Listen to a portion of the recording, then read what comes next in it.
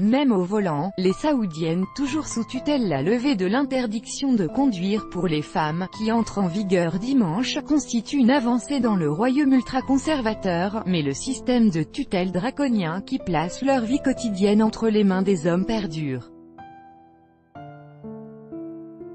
Cette décision, prise en septembre, a constitué un formidable coup de relations publiques en direction de l'étranger pour l'Arabie Saoudite, dont les autorités tentent d'offrir une nouvelle image.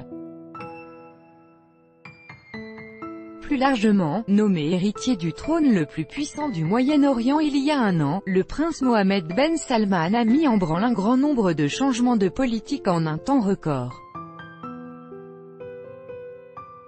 Mais les décrets portant ces changements n'effleurent que la surface d'un système qui régit une société dont beaucoup disent qu'elle a encore beaucoup de chemin à faire. Hypocrisie, le système de tutelle impose aux femmes d'avoir la permission de leurs plus proches parents masculins, père, mari, frère, fils pour étudier, renouveler leur passeport ou quitter le pays. Les femmes peuvent également avoir besoin de l'approbation d'un tuteur pour accéder aux soins de santé. Depuis la nomination du prince Mohammed, son père, le roi Salman, a signé des décrets permettant aux femmes d'accéder au stade de football, de rejoindre les forces de police, et donc de conduire. Mais ces décisions, qui constituent des avancées notables, sont très loin d'être suffisantes pour des ONG. Permettre aux femmes de conduire est un pas dans la bonne direction et c'est un pas vers la liberté de mouvement des femmes, a déclaré Sama Hadid, directrice des campagnes d'Amnesty International au Moyen-Orient, mais ça ne va pas assez loin, a dit Madame Hadid à l'AFP, en soulignant que si l'Arabie Saoudite est sérieuse au sujet des droits des femmes, elle doit abolir immédiatement le système de tutelle. Pour de nombreuses Saoudiennes, avoir le droit de conduire sans l'assortir de celui de pouvoir mener d'autres activités librement ne sert pas à grand-chose. Comment pouvez-vous appeler cela de l'autonomisation? C'est de l'hypocrisie. Je peux conduire dans mon propre pays, mais je ne peux pas le quitter à moins que mon propre fils ne le permette, a déclaré une Saoudienne à l'AFP, par téléphone et sous couvert de l'anonymat. Nous sommes riches. Nous sommes éduqués.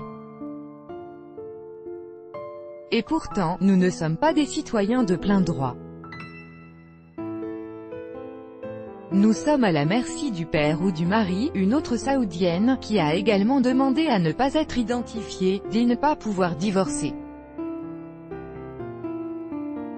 Son mari a son passeport et ses parents vivent à l'étranger, et il lui fait subir un harcèlement continuel. Il le dit tous les jours, il suffit d'un seul appel pour que vous ne puissiez jamais quitter l'Arabie Saoudite et voir vos parents. Culture de la peur, les changements ont été lents en Arabie Saoudite ces dernières décennies.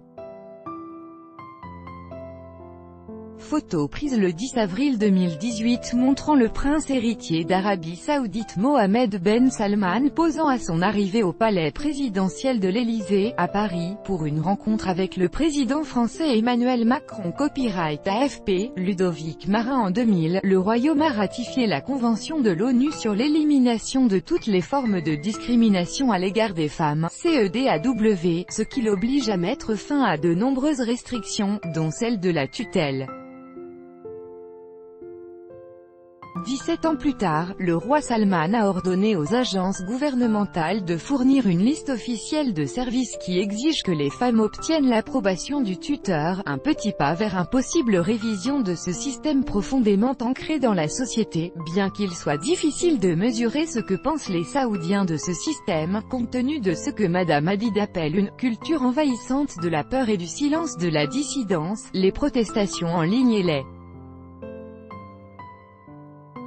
arrestations peuvent donner des indications. Il est important de se rappeler que certaines des femmes qui se sont battues pour la levée de l'interdiction, qui ont fait campagne pacifiquement, sont derrière les barreaux, a relevé Madame Hadid. Lever l'interdiction d'une part, et arrêter les femmes qui l'ont demandé, c'est de l'hypocrisie. Récemment, le Royaume a arrêté plus d'une dizaine de militantes et militants des droits des femmes, les accusant de « saper » la sécurité du pays, selon les groupes de défense des droits de l'homme.